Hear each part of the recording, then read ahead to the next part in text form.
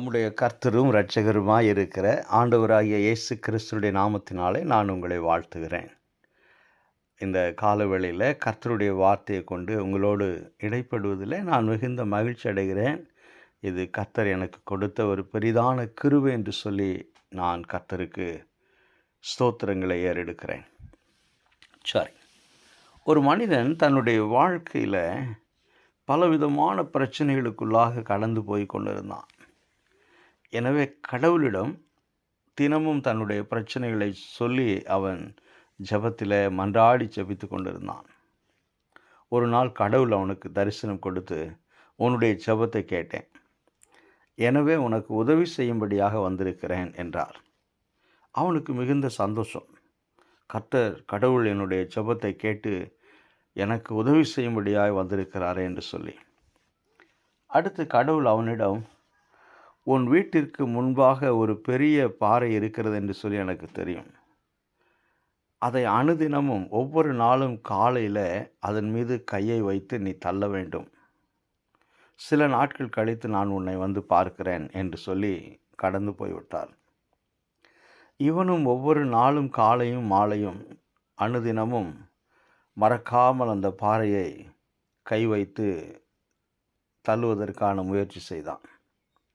அவன் என்ன நினைத்தான் என்றால், ஒருவேளை இந்த பாறையை நான் தள்ளிவிட்டால் என்னுடைய வாழ்க்கையில் காணப்படும் எல்லா பிரச்சனைகளும் தீர்ந்துவிடும், அப்பொழுது நான் மகிழ்ச்சியாக இருப்பேன், எனக்கு விடுதலை கிடைத்துவிடும் என்று அவன் நினைத்தான். இப்படி பல நாள் அவன் முயற்சி செய்த பிறகு ஒரு நாள் உணர்ந்தான், அந்த பாறையை ஒரு கடுகு அளவு கூட அவனால் அசைக்க முடியவில்லை என்று சொல்லி. அவனால் அந்த பாறையை தள்ள முடியவில்லையே என்ற எண்ணம் அவனுக்கு வந்து ஒரு நாள் மிகுந்த சோர்வுடன் உட்கார்ந்திருந்தான். அப்பொழுது கடவுள் மீண்டும் அவனுக்கு தரிசனமானார். இந்த மனுஷன் மிகவும் சோர்வுடன் கடவுளை பார்த்து, இந்த பாறையை என்னால் தள்ள முடியாது என்று சொல்லி உமக்கு தெரியாதா? அப்படி இருந்தும் என்னை ஏன் தினமும் இந்த பாறையை தள்ள சொன்னீர் கடவுளே என்று சொல்லி கேட்டான். அதற்கு கடவுள், எனக்கு தெரியும் உன்னால் அந்த பாறையை தள்ள முடியாது என்றார். இந்த வார்த்தையை கேட்டவுடன் இந்த மனுஷனுக்கு சற்று எரிச்சல் வந்தது.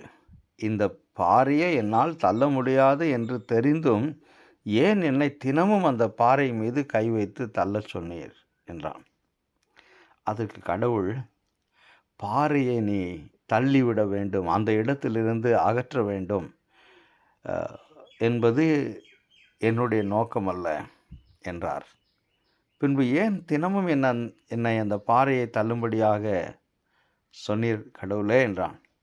அதற்கு கடவுள், இப்பொழுது உனது கையை பார், இப்பொழுது உனது கால்களை பார், முன்பு இருந்ததை காட்டிலும் உன்னுடைய கரங்கள் இப்பொழுது பலமுள்ளதாய் மாறியிருக்கிறது, உன்னுடைய கால்கள் இப்பொழுது மிக ஸ்திரமானதாய் உறுதியானதாய் மாறியிருக்கிறது, உன்னுடைய முதுகை உன்னால் பார்க்க முடியாது, ஆனால் நான் சொல்லுகிறேன், உன்னுடைய முதுகெலும்புகள் உன்னுடைய முந்தைய பலத்தை காட்டிலும் இப்பொழுது அதிகமான பலத்துக்குள்ளாக இருக்கிறது என்று சொல்லிவிட்டு, இனிவரும் நாட்களிலே வருகிற பிரச்சனையை சந்திப்பதற்கு, அந்த பிரச்சனைகளை மேற்கொண்டு கடினமாய் உழைத்து வாழ்க்கையில் முன்னேறுவதற்கு தேவையான பலன் இப்பொழுது உன்னுடைய கைகளுக்கும் கால்களுக்கும் உன்னுடைய சரீரத்திற்கு வந்திருக்கிறது.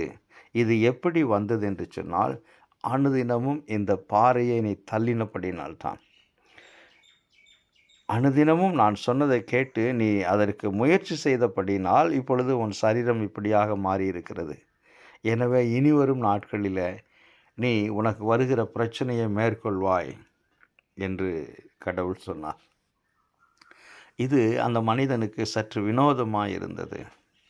ஏனென்று சொன்னால், அவன் கடவுள் தனக்கு தரிசனமாகி தன்னுடைய வாழ்க்கையில் இருக்கிற பிரச்சனைகளை எல்லாம் எடுத்து போடுவார், தனக்கு வசதியான வாழ்க்கை வாழ்வதற்கு ஒரு வழி உண்டாக்குவார் என்று சொல்லி நினைத்தான். ஆனால் மாறாக, இனிமேல் அவன் எப்படி வலிமையாய் உழைத்து அவன் வாழ்க்கையில் சந்தோஷமாய் வாழ முடியும் என்பதற்கான வழியை கடவுள் உண்டாக்கினார். எனக்கு அருமையான தேவனுடைய பிள்ளைகளே, இதே போல முதலாவது நூற்றாண்டு விசுவாசிகள் ஆண்டவராய் இயேசு கிறிஸ்துவை தங்களுடைய வாழ்க்கையிலே சொந்த இரட்சகராக ஏற்றுக்கொண்ட பிள்ளைகள் பலவிதமான பிரச்சனைகள், போராட்டங்கள் மத்தியிலே கடந்து போய் கொண்டிருக்கிறார்கள். அவர்களுக்கு தேவை விடுதலை. அவர்கள் கடந்து போகிற உபத்திரத்திலிருந்து, போராட்டங்களிலிருந்து, அந்த வேதனையான வாழ்க்கையிலிருந்து அவர்களுக்கு விடுதலை தேவையாக இருக்கிறது.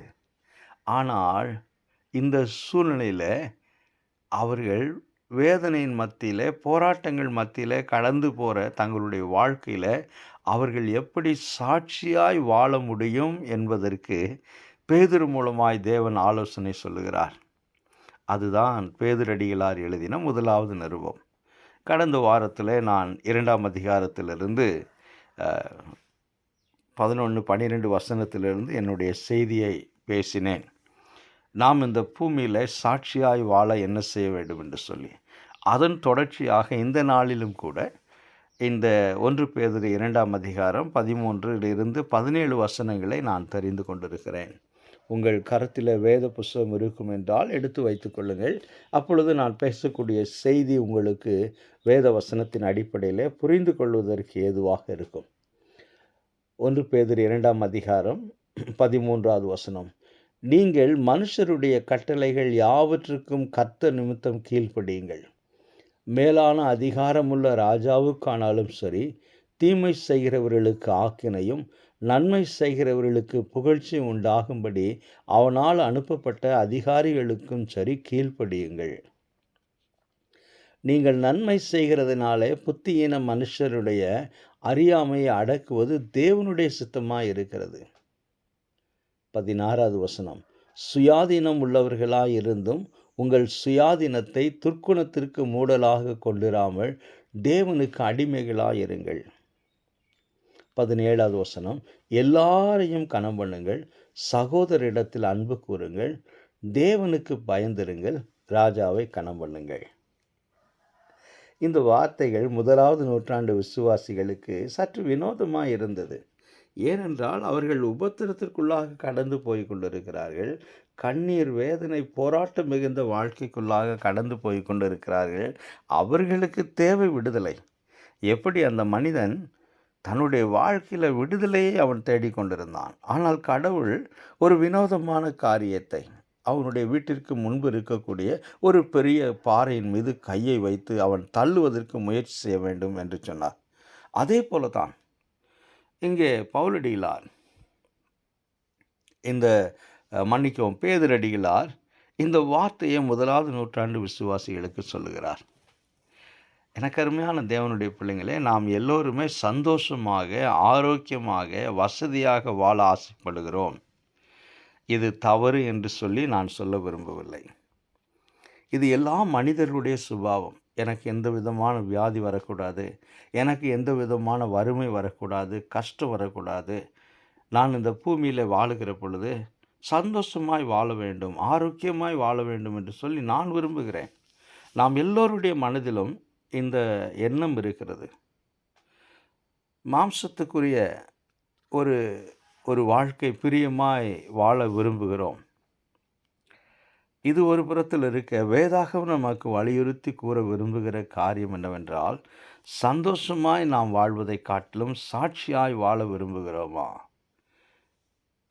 தேவனுக்கு பிரியமாக வாழ விரும்புகிறோமா?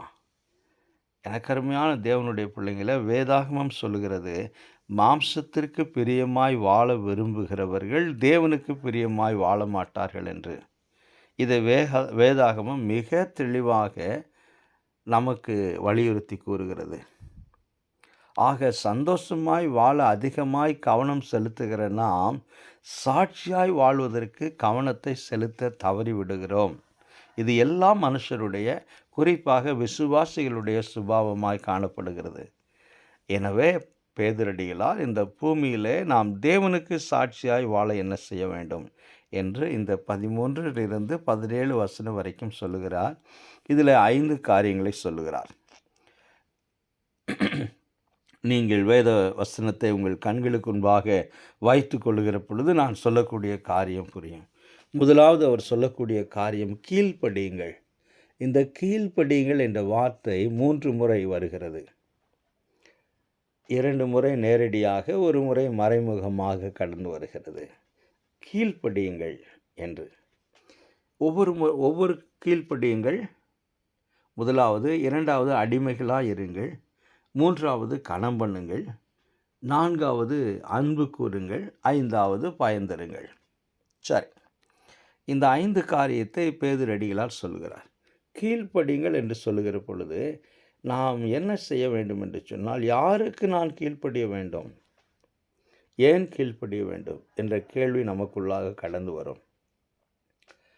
யாருக்கு நாம் கீழ்ப்படிய வேண்டும் என்று சொல்லி பார்க்கிற பொழுது, இந்த பூமியிலே நாம் வாழுகிற பொழுது நமக்கு மேலாக பல சூழ்நிலையில் பலவிதமான ஆட்கள் அதிகாரம் செலுத்தக்கூடியவர்களாக வருவார்கள்.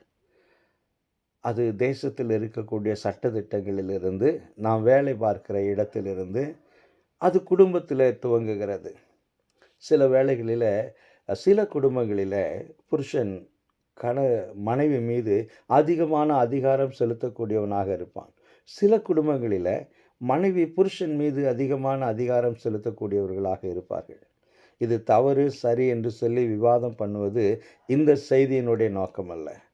மாறாக இங்கே யாருக்கு கீழ்ப்படிய வேண்டும், ஏன் கீழ்ப்படிய வேண்டும் என்று சொல்லுகிற பொழுது, நம்முடைய வாழ்க்கையில் யாரெல்லாம் நம் மீது அதிகாரம் செலுத்தக்கூடியவர்களாக வருகிறார்களோ, அவர்கள் நல்லவர்களாக இருந்தாலும் சரி, கெட்டவர்களாக இருந்தாலும் சரி, அதிகாரத்தை தவறாக பயன்படுத்தக்கூடியவர்களாக இருந்தாலும் சரி, அதிகாரம் ஏன் அவர்கள் கரத்திலே கொடுக்கப்பட்டிருக்கிறது என்பதை புரியாதவர்களாக இருந்தாலும் சரி, யாராக இருந்தாலும் சரி, மேலான அதிகாரம் உள்ள ராஜாவுக்கானாலும் சரி,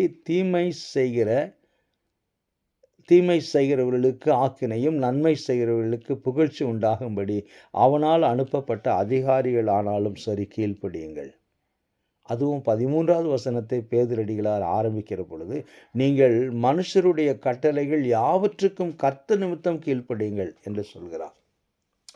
இது கிறிஸ்துவர்களாகிய நமக்கு சற்று வினோதமான காரியம். ஏனென்று சொன்னால், கீழ்ப்படியாமை என்ற ஒரு காரியம் ஏதேன் தோட்டத்திலே ஆரம்பித்தது. ஆதாமும் ஏவாளும் கர்த்தருடைய வார்த்தைக்கு அங்கே கீழ்ப்படியாமல் போனார்கள்.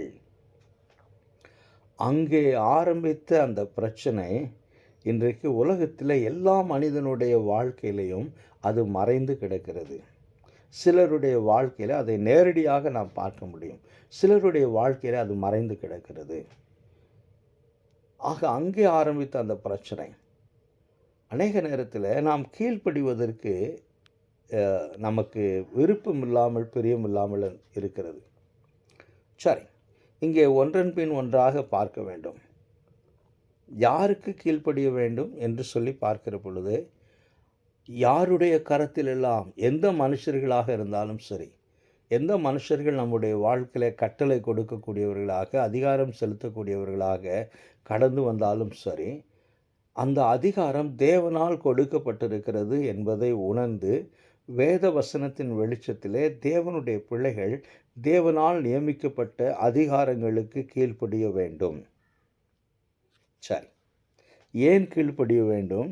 அது தேவ சித்தமாய் இருக்கிறது. நான் சொல்லவில்லை, பேதுரடிகளார் சொல்லுகிறார். ஏனென்றால் 1வது நூற்றாண்டு விசுவாசிகள் ரோமா அரசாங்கத்தினால், அக்கம்பக்கம் இருக்கக்கூடிய ஜனங்களினால், சமுதாயத்தினால், தங்களுடைய விசுவாசத்தின் நிமித்தமாக அவர்கள் மிகுந்த போராட்டத்திற்குள்ளாக கடந்து போகிற பொழுது, ஒருவேளை அவர்கள் எல்லாரும் இணைந்து ஒரு புரட்சி செய்திருக்கலாம்.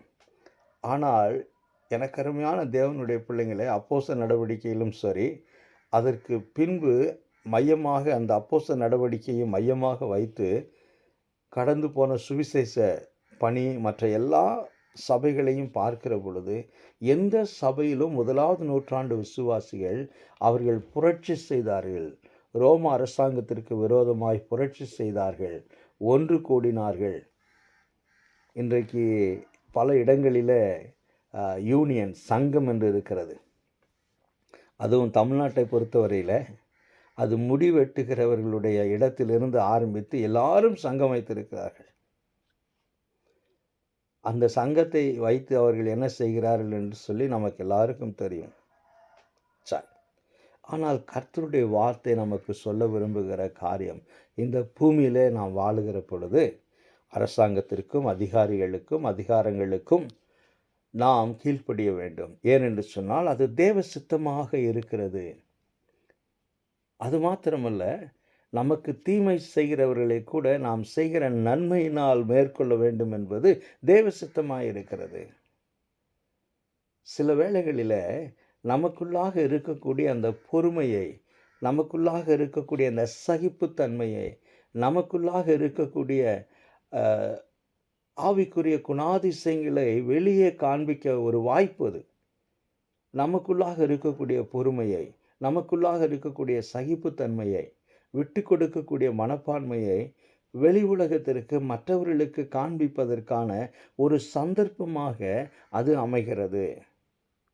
நம் மீது அதிகாரம் செலுத்துகிறவர்கள் அதிகாரத்தை தவறாய் பயன்படுத்துகிற பொழுது, தீமையான நோக்கத்திற்கு பயன்படுத்துகிற பொழுது, நாம் அதற்கு கீழ்ப்படுகிற பொழுது, அது தேவனுடைய நாமத்திற்கு மகிமையை கொண்டு வருகிறது. அது தேவ சித்தமாய் இருக்கிறது. உதாரணத்துக்கு நாம் கிறிஸ்துவைத்தான் பார்க்க வேண்டும். இந்த 5 குணாதிசயத்திற்கும் நாம் ஆண்டவராய் இயேசு கிறிஸ்துவைத்தான் பார்க்க வேண்டும். பிலாத்துக்கு முன்பாக, பிலாத்து ஒரு சாதாரண ஒரு ராஜா, ஒரு அதிகாரி. அவனுக்கு முன்பாக கர்த்தாதி கர்த்தா, ராஜாதி ராஜா, இந்த உலகத்தை நியாயம் விசாரிக்கக்கூடிய நியாயாதிபதியாகிய ஆண்டவராய் இயேசு கிறிஸ்து கைகள் கட்டப்பட்டு அவனுக்கு முன்பாக நின்று கொண்டிருந்தார். வேதாகமம் சொல்லுகிறது, சத்தமிடாமல் இருந்தார். ஜனங்கள், யூத ஜனங்கள், அதிகாரிகள், அங்கே இருந்த திரளான ஜனங்கள் அவருக்கு விரோதமாய் கூச்சலிட்டு பலவிதமான குற்றச்சாட்டுகளை ஆண்டவராய் இயேசு கிறிஸ்து மீது வைக்கிற பொழுது, பிலாத்துக்கு முன்பாக ஆண்டவராய் இயேசு கிறிஸ்து மயிர் கத்தரிக்கிறவனுக்கு முன்பாக சத்தமிடாது இருக்கிற ஆட்டை போல வேத வசனம் நிறைவேற வேண்டும் என்ற நோக்கத்திற்காக, எசேயா தீர்க்கதரிசியின் புஸ்தகத்திலே சொல்லப்பட்ட தீர்க்க தரிசனமாய் சொல்லப்பட்ட அந்த வார்த்தை நிறைவேறும்படியாக பிலாத்துக்கு முன்பாக சத்தமிடாமல் ஆண்டவராய் இயேசு கிறிஸ்து நின்று கொண்டிருந்தார். கற்பனை செய்து பாருங்கள், இந்த உலகத்தை படைத்த தேவகுமாரன், கொலைசரில் வாசிக்கிறோம், அவருக்கென்று, அவருக்காக, அவர் மூலமாக இந்த உலகம் உண்டாக்கப்பட்டது. அவரே இந்த உலகத்தை உண்டாக்கினார். ஆக மனிதர்களுடைய கையில் இருக்கக்கூடிய எல்லா அதிகாரங்களும் ஆண்டவராய் இயேசு கிறிஸ்துவினால் கொடுக்கப்பட்டது.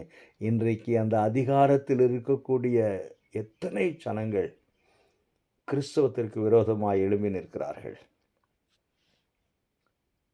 சுவிசேஷத்திற்கு விரோதமாய் எழும்பி நிற்கிறார்கள், சபைகளுக்கு விரோதமாய் எழும்பி நிற்கிறார்கள். இந்த சூழ்நிலையில் நாம் என்ன செய்ய வேண்டும்? எதிர்த்து நிற்க வேண்டுமா? ஒன்று சேர்ந்து போராட வேண்டுமா? ஸ்ட்ரைக் பண்ண வேண்டுமா? தேவனுடைய வார்த்தை மிக தெளிவாக சொல்லுகிறது, நாம் கீழ்ப்படிய வேண்டும் என்று சொல்லி. ஏனென்றால் கிறிஸ்து கீழ்ப்படிந்தார். இரண்டாவதாக பார்க்கிற பொழுது அடிமைகளாயிருங்கள். 16வது வசனத்தை நாம் பார்க்கிற பொழுது அடிமைகளாயிருங்கள் என்று சொல்கிறார். யாருக்கு அடிமையாக இருக்க வேண்டும் என்று பார்க்கிற பொழுது, ஒரு கிறிஸ்தவன் ஆண்டவராய் இயேசு கிறிஸ்துவை தன்னுடைய வாழ்க்கையில் சொந்த இரட்சகராக ஏற்றுக்கொண்ட ஒரு மனிதன், இங்கே அடிமைகளாக இருங்கள் என்ற வார்த்தை சற்று ஸ்ட்ராங்கான ஒரு வார்த்தை, ஒரு ஸ்திரமான ஒரு வார்த்தை, ஒரு அழுத்தம் திருத்தமான வார்த்தை. இங்கே பேதுரடிகளார் என்ன சொல்ல விரும்புகிறார் என்று சொல்லி பார்க்கிற பொழுது, நாம் இந்த பூமியிலே வாழ்கிற பொழுது அதிகாரம் உள்ளவர்களுக்கு, பணம் படைத்தவர்களுக்கு, செல்வாக்குள்ளவர்களுக்கு, நமக்கு பிரியமானவர்களுக்கு நம்மை ஒப்பு கொடுத்து நம்முடைய வாழ்க்கையை அவர்களுடைய கரத்தில் அவர்கள் சொல்லுகிற பிரகாரமாக நாம் வாழ விரும்புவோம். இது உலகத்தில் நடக்கக்கூடிய காரியம். ஆனால் ஒரு தேவனுடைய பிள்ளை அடிமைகளாக இருங்கள் என்று சொல்லுகிற பொழுது, எப்படி ஒரு அடிமை ஒவ்வொரு நாளும் தன்னுடைய வாழ்க்கையை எஜமானுடைய வார்த்தையின் பிரகாரமாக எஜமானுக்கு பிரியமான ஒரு சேவை செய்வதற்கும் வாழ்வதற்கும் முயற்சி செய்கிறானோ, அவனுடைய நோக்கமே எஜமான் தனக்கு தனக்கு தனக்கு வாழ்வளிக்கிற, தன்னை பொறுப்படுத்திக் கொள்ளுகிற தன்னுடைய எஜமானுக்கு பிரியமாகவே வாழ விரும்புகிறான். இது பழைய ஏற்பாட்டை நாம் பார்க்கக்கூடிய காரியம். அவன் சுயமாக எதையும் சிந்தித்து அவன் சுய விருப்பத்தின்படி வாழ்வது கிடையாது. இது அடிமைகளுடைய வாழ்க்கை பழைய ஏற்பாட்டிலே நாம் பார்க்கிறோம். புதிய ஏற்பாட்டிலேயும் அப்படித்தான் இருந்தது. இங்கே பேதுரடிகளார் தேவனுக்கு அடிமைகளாக இருங்கள் என்று சொல்லுகிற பொழுது மீண்டும் ஒரு விஷயம் அவர் வலியுறுத்தி சொல்ல விரும்புகிற காரியம், மாம்சத்திற்கும் மனதிற்கும் பிரியமான ஒரு வாழ்க்கை வாழ்வது சந்தோஷமாக இருக்கும், ஆனால் அது சாட்சியாயிராது. சந்தோஷமான வாழ்க்கை வாழ நாம் எல்லாரும் விரும்புகிறோம், ஆனால் நம்முடைய வாழ்க்கை சாட்சியாக இருக்கிறதா என்று சொல்லி எத்தனை முறை பரிசோதித்து பார்க்கிறோம். எனவே தான் பேதுரடிகளார் சொல்லுகிறார், முதலாவது நூற்றாண்டு விசுவாசிகளை பார்த்து, கிறிஸ்து இயேசுக்குள்ளாக உங்களுக்கு சுதந்திரம் கொடுக்கப்பட்டிருக்கிறது. நீங்கள் மாம்சத்தின் அடிமைத்தனத்திலிருந்து, பாவத்தின் அடிமைத்தனத்திலிருந்து, உலகத்தின் மற்ற அநேக காரியங்களிலிருந்து நீங்கள் விடுதலை பெற்றிருக்கிறீர்கள். உங்களிடத்திலே சுதந்திரம் இருக்கிறது. ஆனால் அந்த சுதந்திரம் நீங்கள் மனம் போன போக்கிலே வாழ்வதற்கல்ல, மாறாக மனம் உவந்து நாமே நம்மை தேவனுக்கு ஒப்பு கொடுத்து அவருடைய அதிகாரத்தின் கீழ் நாம் இருக்க வேண்டும், அவருக்கு பிரியமான வாழ்க்கை வாழ வேண்டும் என்பதற்காகவே பேதுரடிகளார் நீங்கள் தேவனுக்கு அடிமையாயிருங்கள், மனிதர்களுக்கு அல்ல. ஏன் அடிமைகளாய் இருக்க வேண்டும் என்று பார்க்கிற பொழுது அது தேவனுக்கு சாட்சியாய் இருக்கிறது. மூன்றாவதாய் பார்க்கிற பொழுது பேதுரடிகளார் சொல்லுகிறார், எல்லாரையும் கனம் பண்ணுங்கள், எல்லாரையும் கனம் பண்ணுங்கள். யாரை கனம் பண்ண வேண்டும்? எல்லோரையும், நல்லவர்கள் கெட்டவர்கள். சில நேரத்தில் நமக்கு பிரியமானவர்கள் கனம் பண்ணுங்கள் என்று சொல்லுகிற பொழுது மரியாதை கொடுங்கள் என்று, சில நேரங்களில் நமக்கு பிரியமானவர்களுக்கு மரியாதை கொடுப்போம், நமக்கு பிரியமில்லாதவர்களுக்கு மரியாதை கொடுக்க மாட்டோம். நமக்கு மேலானவர்களுக்கு மரியாதை கொடுப்போம். பணக்காரர்கள், அதிகாரம் படைத்தவர்கள், அவர்களுக்கு மரியாதை கொடுப்போம், அவர்களை கனம் பண்ணுவோம். ஆனால் நமக்கு கீழே இருக்கக்கூடியவர்கள், நமக்கு பிடிக்காதவர்களை நாம் கனம் பண்ண மாட்டோம், மரியாதை கொடுக்க மாட்டோம். ஆனால் தேவனுடைய வார்த்தை சொல்லுகிறது, நீங்கள் தேவனுக்கு சாட்சியாய் வாழக்கூடிய வாழ்க்கை விரும்புவீர்கள் என்றால் எல்லோரையும் கனம் பண்ண வேண்டும். ஏன் எல்லோரையும் கனம் பண்ண வேண்டும்? ஒரு காரியத்தை தேவனுடைய பிள்ளைகள் புரிந்து கொள்ள வேண்டும். இந்த பூமியில் யாராக இருந்தாலும் சரி, ஆண்டவரை அறிந்தவர்கள் அறியாதவர்கள் யாராக இருந்தாலும் சரி, முதலாவதாக நமக்கு வர வேண்டிய ஒரு சிந்தனை என்னவென்று சொன்னால், எல்லா மனிதர்களும் தேவ சாயலில் படைக்கப்பட்டவர்கள், எல்லாரும் தேவனால் படைக்கப்பட்டவர்கள்.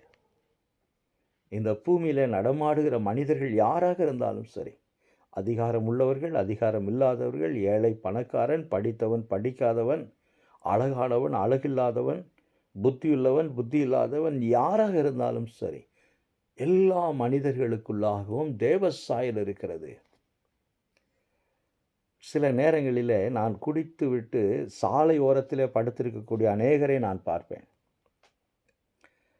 எல்லாரும் பொதுவாக ஜனங்கள் அவர்களை விட்டு விலகி போவார்கள், அல்லது அருவருப்பான ஒரு முகத்தை அவர்கள் காண்பித்து கடந்து போவார்கள்.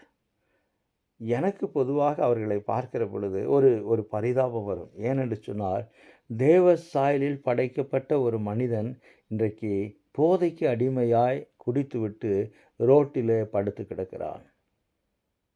இது பிசாசானவனுக்கு மிகுந்த மகிழ்ச்சி. ஏனென்று சொன்னால், ஒரு சாதாரண மனிதன் தரையில் கிடக்கிறான் என்று நாம் பார்ப்பதை காட்டிலும் அங்கே தேவ சாயல் வீழ்ந்து கிடக்கிறது என்று சொல்லி நாம் பார்க்க வேண்டும். அங்கே தேவ சாயல் வீழ்ந்து கிடக்கிறது என்று சொல்லி நாம் பார்க்க வேண்டும். ஆக எல்லாரையும் கனம் பண்ணுங்கள், எல்லாருக்கும் மரியாதை கொடுங்கள் என்று பேதுரடிகளார் சொல்லுகிற பொழுது, எல்லா மனிதர்களும் தேவ சாயலில் படைக்கப்பட்டவர்கள். எல்லா மனிதர்களையும் நம் ஆண்டவராய் இயேசு கிறிஸ்து நேசிக்கிறார், பாவிகளையும் நேசிக்கிறார், பலவீனம் உள்ளவர்களையும் நேசிக்கிறார், அக்கிரமக்காரரையும் நேசிக்கிறார், கீழ்ப்படியாதவர்களையும் நேசிக்கிறார். இதுதான் கல்வாரி சிலுவையினுடைய ரகசியம். ஆண்டவராய் இயேசு கிறிஸ்து சிலுவையிலே தொங்குகிற பொழுது, எனக்கு அருமையான தேவனுடைய பிள்ளைங்களே, நமக்கு தெரியும், அவர் சொன்ன முதல் வார்த்தை தன்னை சிலுவையில் அறைந்த தீமையான ஜனங்களை பார்த்து, அந்த கொடுமையான ஜனங்களை பார்த்து, இரக்கமில்லாத அந்த ஜனங்களை பார்த்து, பிதாவே இவர்களுக்கு மன்னியும், இவர்கள் செய்வது என்னதென்று அறியாது இருக்கிறார்கள் என்று ஒரு மரியாதையான வார்த்தையை அவர் பயன்படுத்துகிறார். பிதாவே இவர்களுக்கு மன்னியும். வேறொரு ஒரு ஒரு கோபமான வார்த்தையை பொல்லாத ஜனங்கள், அக்கிரமக்காரர்கள் என்று ஆண்டவராய் இயேசு கிறிஸ்து கல்வாரி சிலுவையிலே சொல்லியிருக்கலாம். அந்த வேதனையின் மத்தியிலும் அவர் சொன்ன வார்த்தை இவர்கள் மரியாதையான வார்த்தை. அது மூல பாஷையில் பார்க்கிற பொழுது மிகவும் மரியாதையான வார்த்தை, இவர்களை மன்னியுங்கள் என்று. ஆக யாரை கனம் பண்ண வேண்டும்? எல்லா மனிதரையும் கனம் பண்ண வேண்டும். ஏன்? அவர்கள் தேவ சாயலில் படைக்கப்பட்டவர்கள். அவர்கள் தேவ சாயலில் படைக்கப்பட்டவர்கள். அடுத்து பார்க்கிற பொழுது அன்பு கூறுங்கள், அன்பு கூறுங்கள், எல்லாரையும் கனம் பண்ணுங்கள், சகோதரரிடத்தில் அன்பு கூறுங்கள். 17வது வசனம். எனக்கு அருமையான தேவனுடைய பிள்ளைங்களே, யாரை அன்பு கூற வேண்டும்? சகோதரரிடத்திலே. சகோதரர் என்று சொல்லுகிற பொழுது ஆண்டவராய் இயேசு கிறிஸ்துவை தங்களுடைய வாழ்க்கையிலே சொந்த இரட்சகராக ஏற்றுக்கொண்டு ஒரு சபைக்குள்ளாக இருக்கக்கூடியவர்கள் என்று நாம் எடுத்துக்கொள்ளலாம். வெளி உலகத்தில் இருக்கக்கூடியவர்களை நாம் எடுத்துக்கொள்ளலாம். இந்த இடத்துல பேதுரடிகளார் திருச்சபைக்குள்ளாக இருக்கக்கூடிய சகோதரரை பற்றி அவர் சொல்லி இருக்க வேண்டும் என்று சொல்லி நான் கருதுகிறேன். சகோதரரிடத்தில் அன்பு கூறுங்கள். ஆக உடனடியாக இந்த வசனத்தை பார்க்கிற பொழுது நாம் இரத்த சம்பந்தப்பட்ட சகோதரர் மாத்திரமல்ல. நேற்று நான், என்னுடைய மனைவி, என்னுடைய மகள் ஒரு ஹோட்டலில் உட்கார்ந்து சாப்பிட்டு கொண்டிருந்தோம். அந்த ஹோட்டல் முழுவதுமாக அநேக ஜனங்கள், ஒரு டேபிள் ஒரு சேர் கூட ஃப்ரீ இல்லாமல் எல்லா சேரும் ஜனங்கள் உட்கார்ந்து சாப்பிட்டு கொண்டிருந்தார்கள். அங்கே வந்த ஒரு ஒரு ஒரு அம்மா ஒரு குறிப்பிட்ட டேபிளில் போயிட்டு அங்கே உட்கார்ந்து கொண்டு இருக்கிறவருடைய இலையிலிருந்து அதை எடுத்து சாப்பிட்டது. நின்று கொண்டே சாப்பிட்டது. நான் அதை பார்த்தேன். ஆனால் அதில் என்ன ஒரு சூட்சுமம் என்று பார்க்கிற பொழுது, அங்கே அத்தனை பேர் உட்கார்ந்திருந்தார்கள். எல்லாருடைய இலைக்கும் போகவில்லை. ஒரு குறிப்பிட்ட மேஜைக்கு போய் அந்த குறிப்பிட்ட மேஜையில் இருக்கக்கூடிய ஒருவருடைய இலையிலிருந்து அதை எடுத்து சாப்பிட்டது. ஏனென்று சொன்னால், அவர்கள் ஒரு குறிப்பிட்ட சமுதாயத்தை சேர்ந்தவர்கள். ஒரு குறிப்பிட்ட சமுதாயத்தை சேர்ந்தவர்கள். ஒருவேளை சொந்தக்காரர்களாக இருந்திருக்க வேண்டும். எனக்கு அருமையான தேவனுடைய பிள்ளைங்களை, இந்த பூமியில் வாழுகிற பொழுது மனிதர்களாகிய நாம் அநேக நேரத்தில் இப்படி பாரபட்சம் காண்பிக்கிறோம். நமக்கு மிகவும் நெருங்கினவர்களை, இனஜன பந்துக்களை, சொந்த பந்தங்களை, இரத்த சம்பந்தப்பட்ட உறவுகளை நாம் நேசிப்போம், அன்பு கூறுவோம். ஆனால் மற்றவர்களை நாம் நேசிப்பதும் அன்பு கூறுவதும் ஒரே மாதிரி இருக்காது. அங்கே பாரபட்சம் காணப்படும். ஆனால் ஒரு தேவனுடைய பிள்ளைக்கு அன்பில் இப்படி ஒரு பாரபட்சம் இருக்கக்கூடாது. நல்ல உதாரணம் ஆண்டவராய் இயேசு கிறிஸ்து. அப்போஸ்தலர்களை எப்படி நேசித்தாரோ, பேதுருவை எப்படி நேசித்தாரோ, யாக்கோபு, யோவான், அந்திரேயு, மத்தேயு போன்றவர்களை எப்படி நேசித்தாரோ, அதே போலவே அவர் யூதாஸ் காரியத்தையும் நேசித்தார். யூதாஸ் காரியத்தினுடைய காலையும் கழுவினார். நமக்கு தெரியும், கிறிஸ்துனுடைய அன்பில் அங்கே பாரபட்சம் இல்லை. தீமை செய்கிறவர்களை ஒரு விதமான அன்பும், நன்மை செய்கிறவர்களுக்கு ஒரு விதமான அன்பும், கீழ்ப்படிகிறவர்கள் மீது ஒரு விதமான அன்பும், கீழ்ப்படியாதவர்கள் மீது ஒரு விதமான அன்பும் அவர் காண்பிக்கவில்லை. விபச்சாரம் செய்யக்கூடிய ஸ்திரியை நாங்கள் கையும் களவுமாய் பிடித்து கொண்டு வந்தோம் என்று ஜனங்கள் எல்லாம் அவளை அவமானப்படுத்தி அவளை சமுதாயத்துக்கு முன்பாக அவளை விபச்சாரி என்று சொல்லி காண்பிப்பதற்கு முயற்சி செய்கிற பொழுது, இயேசு கிறிஸ்து அந்த ஸ்திரியை பார்த்து சொன்ன வார்த்தை, கிரேக்க வார்த்தையில் மிகவும் மரியாதையான வார்த்தை ஸ்திரியே. ஸ்திரியே என்ற ஒரு மரியாதையான வார்த்தையை ஆண்டவராய் இயேசு கிறிஸ்து பயன்படுத்தினார். அது அவரிடத்தில் இருக்கக்கூடிய அன்பை வெளிப்படுத்துகிறது. ஆக யாரை அன்பு கூற வேண்டும்? சகோதரிடத்தில் அன்பு கூறுகள். இன்றைக்கு சபைகளுக்குள்ள அநேக இடங்களில் பிரிவினைகள் காணப்படுவதற்கான காரணம் என்ன? பொருளாதார ரீதியாக ஏழை பணக்காரன் என்ற வித்தியாசம் இன்றைக்கு சபைக்குள்ளே இருக்கிறது. உயர்ந்த சாதிக்காரர் தாழ்ந்த சாதிக்காரன் என்பது சபைக்குள்ளே இன்றைக்கு இருக்கிறது. உயர்ந்த பதவியில் இருக்கிறவர்கள் அன்றாட வேலை செய்யக்கூடிய தினக்கூலிகள் என்ற வித்தியாசம் இன்றைக்கு சபைக்குள்ளே இருக்கிறது. இது ஒருவேளை 1வது நூற்றாண்டு சபைக்குள்ளே இருந்ததா என்னவோ எனக்கு தெரியாது. ஆனால் பேதுரடிகளார் சொல்லுகிறார், உங்கள் அன்பு பாரபட்சமற்றதாக இருக்க வேண்டும். ஏன் அன்பு கூற வேண்டும்? ஏனென்றால் அன்பு என்னவெல்லாம் செய்யும்.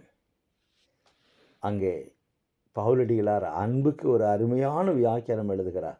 1 கொரிந்தியர் 13ஆம் அதிகாரத்தில் நாம் வாசிக்கிற பொழுது, அன்பு சினமடையாது, அன்பு பகைக்காது, அன்பு தீங்கு செய்யாது என்று ஒரு பெரிய பழி வாங்காது, அன்புக்கு பழி வாங்க தெரியாது, அன்புக்கு பாரபட்சம் கிடையாது, அன்பு மன்னிக்கும், அன்பு சகலத்தையும் தாங்கும், சகலத்தை நேசிக்கும், விட்டு கொடுக்கும் என்று அங்கே பவுலடிகளார் கொரிந்தியர்கள் நிருபம் 1வது நிருபத்தில் 13ஆம் அதிகாரத்தில் அங்கே அன்பினுடைய வியாக்கியானத்தை பவுலடிகளார் கொடுக்கிறார்.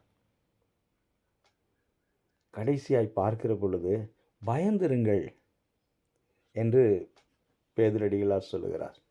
யாருக்கு பயப்பட வேண்டும்? தேவனுக்கும் ராஜாவிற்கும் அதிகாரம் உள்ளவர்களுக்கும் நாம் பயப்பட வேண்டும். ஏன் பயப்பட வேண்டும்? எந்த அதிகாரமாய் இருந்தாலும் அது தேவனால் நியமிக்கப்பட்டது. ஏன் ராஜாவுக்கு பயப்பட வேண்டும்? ஏன் நாம் தேவனுக்கு பயப்பட வேண்டும்? நம்முடைய தேவன் நியாயம் விசாரிப்பவர். நம்முடைய தேவன் தீர்மானங்களை பார்க்கிறவர். நம்முடைய தேவனுடைய கரத்திலே நம்முடைய வாழ்க்கை இருக்கிறது. நம்முடைய வாழ்க்கையை உயர்த்துவதும் ஆசீர்வதிப்பதும் ராஜாவாய் இருக்கிற நம்முடைய தேவனுடைய கரத்தில் இருக்கிறது. தேவனுக்கு பயந்திருங்கள், ராஜாவை கனம் பண்ணுங்கள். இந்த இருவருமே அதிகாரம் கொண்டவர்கள், நியாயம் விசாரிக்கக்கூடியவர்கள். அதுவும் குறிப்பாக தேவனுக்கு பயந்திருங்கள் என்று சொல்கிற பொழுது நம்மை நியாயம் விசாரிக்கிற தேவன், நம்முடைய வாழ்க்கையின் மீது எல்லா அதிகாரமுடைய தேவன். ஆகையினாலே அவருக்கு பயந்திருங்கள், அவரை கனம் பண்ணுங்கள் என்று பேதுரடிகளார் சொல்லுகிறார். 5 காரியங்கள் இந்த பூமியில் விசுவாசிகளாக நாம் வாழுகிற பொழுது நம்முடைய சாட்சியுள்ள வாழ்க்கைக்கு 5 குணாதிசயங்கள் முக்கியமாய் பேதுரடிகளார் சொல்லுகிறார். கீழ்ப்படியுங்கள், அடிமைகளாய் இருங்கள், கனம் பண்ணுங்கள், அன்பு கூறுங்கள், பயந்திருங்கள். எனக்கு அருமையான தேவனுடைய பிள்ளைங்களை, இந்த 5 காரியங்களுமே பொதுவாக மனிதர்களாய நமக்கு பிடிக்காத, விருப்பமில்லாத காரியம். அதுவும் நமக்கு விருப்பமில்லாத, நமக்கு பிடிக்காத காரியத்திற்கு நாம் ஏன் கீழ்ப்படிய வேண்டும் என்ற எண்ணம் நமக்குள்ளாக கடந்து வரும். நமக்கு பிடிக்காதவர்களுக்கு நாம் ஏன் மரியாதை கொடுக்க வேண்டும்? எப்படி எல்லோரையும் நம்மால் நேசிக்க முடியும்? எப்படி எல்லோருக்கும் நாம் பயந்து நடக்க முடியும்? எப்படி எல்லோருக்கும் நாம் அடிமைகளாக இருக்க முடியும், வேலைக்காரராக இருக்க முடியும்? எப்படி எல்லாரும் சொல்வதை நான் கேட்க முடியும் என்று ஒரு பெரிய போராட்டம் இன்றைக்கு எல்லா மனிதர்களுடைய வாழ்க்கையில், அதுவும் குறிப்பாக விசுவாச குடும்பங்களிலே நாம் பார்க்கிறோம். இதன் நிமித்தமாக இன்றைக்கு குடும்பத்திலே துவங்கி, அதாவது கீழ்ப்படிய வேண்டும், மரியாதை கொடுக்க வேண்டும், பயப்பட வேண்டும், அன்பு கூற வேண்டும், சொன்னபடி கேட்க வேண்டும் போன்ற வார்த்தைகள் இன்றைக்கு விசுவாசிகள் வாழ்க்கையில் நடைமுறைப்படுத்துவதே மிக கடினமாக இருக்கிறது. யோசித்து பாருங்கள், இன்றைக்கு எத்தனை குடும்பத்தில் கணவனுக்கு மனைவி கீழ்ப்படுகிறார், பெற்றோருக்கு பிள்ளைகள் கீழ்ப்படுகிறார்கள், வயது சென்று நம்முடைய வீட்டில் இருக்கக்கூடிய முதியவர்களுக்கு எத்தனை முறை நாம் மனப்பூர்வமாக கீழ்ப்படுகிறோம். அவர்கள் சொல்வதை கேட்க விரும்புகிறோம். இன்றைக்கு குடும்பத்தில் துவங்கி எல்லா இடங்களிலும் பிரச்சனைகளும் பிரிவினைகளும் இருப்பதற்கு காரணம், கீழ்ப்படிவதற்கு நாம் ஒரு ரிசர்வேஷன் வைத்திருக்கிறோம். அதாவது, இவர்களுக்கெல்லாம் நான் கீழ்ப்படிவேன், இவர்களெல்லாம் மரியாதை கொடுப்பேன், இவர்களெல்லாம் கனம் பண்ணுவேன், இவர்களுக்கு நான் பயப்படுவேன், இவர்களை நேசிப்பேன், ஆனால் இவர்களை நான் நேசிக்க மாட்டேன், இவர்களுக்கு நான் கனம் கொடுக்க மாட்டேன், இவர்களுக்கு நான் கீழ்ப்படிய மாட்டேன் என்ற ஒரு லிஸ்ட்டு, ரிசர்வேஷன் வைத்திருக்கிறோம். ஏன் தெரியுமா? என்னிடத்தில் எவ்வளவு குறைகள் இருந்தாலும் என் மனைவி, பிள்ளைகள், குடும்பத்தில் உள்ள மற்றவர்கள் எனக்கு கீழ்ப்படியணும், எனக்கு மரியாதை தரணும், என்னை நேசிக்கணும், எனக்கு பயப்படணும், நான் சொல்வதெல்லாம் கேட்கணும் அப்படின்னு எதிர்பார்க்கிற நான், மற்றவர்களை நேசிக்க, மற்றவர்களுக்கு மரியாதை தர, மற்றவர்களுக்கு நான் பயப்பட நான் நிபந்தனைகளை வைக்கிறேன். ஏனென்றால் அவர்களிடத்தில் இருக்கிற குறைகளை பார்க்கிறேன், பலவீனங்களை பார்க்கிறேன். எனவே அவர்களை நேசிப்பதற்கு, அவர்களை அன்பு கூறுவதற்கு நான் நிபந்தனைகளை வைக்கிறேன். இவர்கள் இப்படி செய்தால் நான் கீழ்ப்படிவேன், இவர்கள் இப்படி என்னுடைய பேச்சுக்கு செவி கொடுத்தால் நான் அவர்கள் மீது அன்பு கூறுவேன், நான் சொல்லுகிறபடி கேட்டால் நான் அவர்களுக்கு சேவை செய்வேன் என்று நிபந்தனைகளை வைக்கிறோம். எனக்கு அருமையான தேவனுடைய பிள்ளைங்களை, யோசித்து பாருங்கள். ஆண்டவராய் இயேசு கிறிஸ்து கல்வாரி சிலுவையில் நம்மை மன்னிப்பதற்கு, நம்முடைய பாவங்களை மன்னிப்பதற்கு, நம்முடைய அக்கிரமங்களை மன்னிப்பதற்கு ஏதாவது நிபந்தனைகள் அங்கே வைத்தாரா? நீ இப்படி இருந்தால் நான் உன்னை மன்னிப்பேன், நீ இப்படி மனம் திரும்பினால் உன்னை மன்னிப்பேன், உன் வாழ்க்கை இப்படி மாறுமே என்றால் நான் உன்னை மன்னிப்பேன் என்று சொல்லி அங்கே ஏதாவது நிபந்தனைகள் வைத்தாரா? யோசித்து பாருங்கள். ரோமரிலே வாசிக்கிறோம், நாம் அக்கிரமக்காரர்களாய், ரோமர் 5ஆம் அதிகாரத்திலே பவுலடிகளார் எழுதுகிறார், நாம் அக்கிரமக்காரர்களாய், பாவிகளாய், பலவீனர்களாய், பலனற்றவர்களாய் இருக்கிற பொழுது கிறிஸ்து நமக்காக மரித்தார். அது தேவனுடைய அன்பை வெளிப்படுத்துகிறது. கிறிஸ்து நமக்காக தம்மையே அடிமையாக மாற்றினார். கல்வாரி சிலுவையில் அடிமையின் ரூபம் எடுத்தார்.